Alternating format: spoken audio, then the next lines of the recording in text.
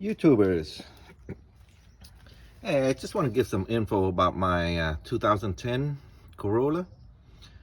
Previously mentioned I did post a video about this car on the C Open relay, but anyways, this is a regular maintenance on a wheel bearing change, rear wheel bearing change. As a matter of fact, it's a whole hub rather than the uh, press fit type of bearings. When you buy this, you're gonna have to buy the whole hub. It comes with studs and all. Anyways, just want to give you a little bit of trick. Something I couldn't find on YouTube. They didn't go into detail about the harness removal. Anyways, it's a ABS unit. You can see the plug behind it. Well, the harness that plugs into it, there's a protected cover. Well, this broke into two pieces, but it's not actually broken per se.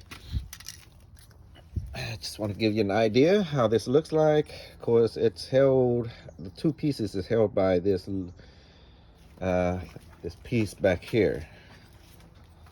The other one, of course, it broke, but I can split it in half there, and it's supposed to look like so. Now, as far as orientation goes, this, what you see right now is the top end of the cover. You can see some snap clips. There's three areas. One here, one on bottom, and one right here. This one kind of snaps in to hold the wire, well, the through wire that goes into that slot there. So this locks in that.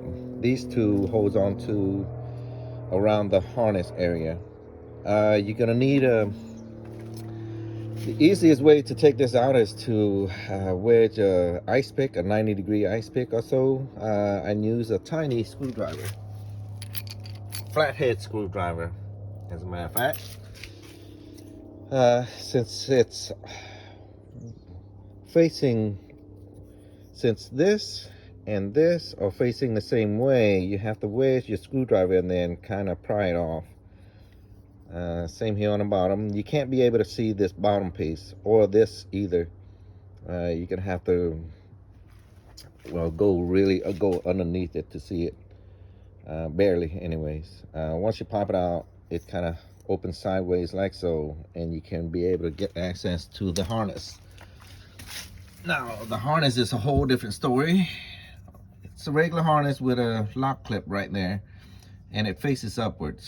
So what you have to do, what I did, is to drive a screwdriver between the edge of this harness and the hub itself, and it kind of break the seal a little bit. Don't force it too much, just to wiggle to break the seal.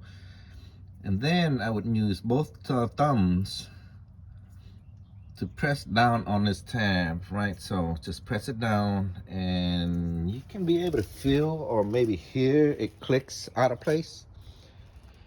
And of course, use the screwdriver again to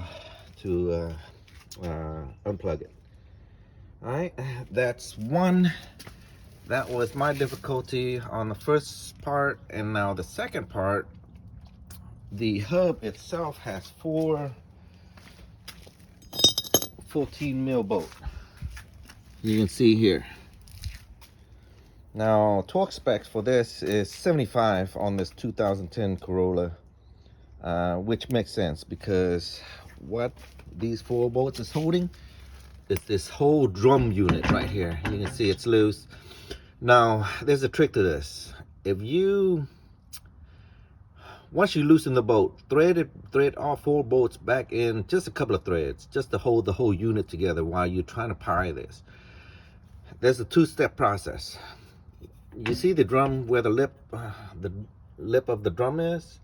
Well, that wheel hub, the wheel bearing hub, is wedged into that, and also the, I guess you can call it the whole control arm.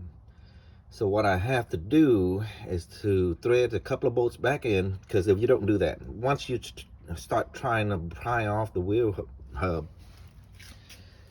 all that will fall off. And this brake line, you might be able to run into this problem right here. This is a fixed brake line. This is a metal brake line. You will bend it or probably break it if you don't do that. The first thing I did is to knock the whole unit here along with the hub to release it from the main control arm. This hole here, this surface here first. After that, I tried to pry the hub away from the drum unit itself. So I think that's the most practical way without damaging anything. Now, the gray stuff you see there is actually anti-seize, just in case this car needs another replacement later on down the road. But yeah, it definitely seized. I bought this car brand new since 2010 and then never took it out. So it got rusted, it seized everything, but it's possible to take out. Just make sure you got jack stands, everything is in place, wheel chucks, stuff like that. I think that's about it. But yes, of course, you don't have to take the drum unit, you don't have to take anything out, it just kind of slides forward. Like I said, just give you an idea.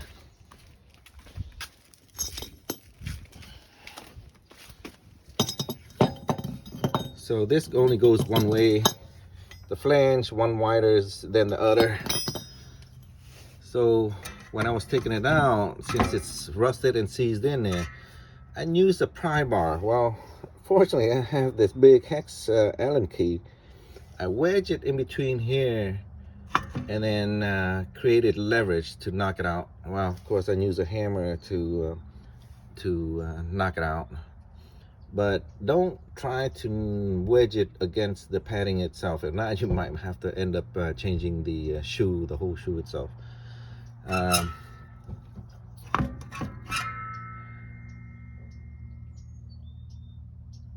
I recommend taking the whole, well, one, you thread those bolts in and it stays like this. I try removing the whole thing away, releasing it from the inner hub first, the inner surface or the control arm first. That's the most difficult. Now, as far as the lip right here, that's part of the drum unit. It's easy to come out. Like I said, I just use the, or you can use a pry bar or a big hex wrench like this to wedge in between and try to knock it out. Once you get loosened, you can loosen all the bolts and remove it. It's pretty easy after that. Okay. This is one take. I hope this will help a lot of guys out there. I had difficulties removing the harness. I had to figure out how to remove that protective cover from the harness. But other than that, there should be plenty of YouTube videos out there removing the hub.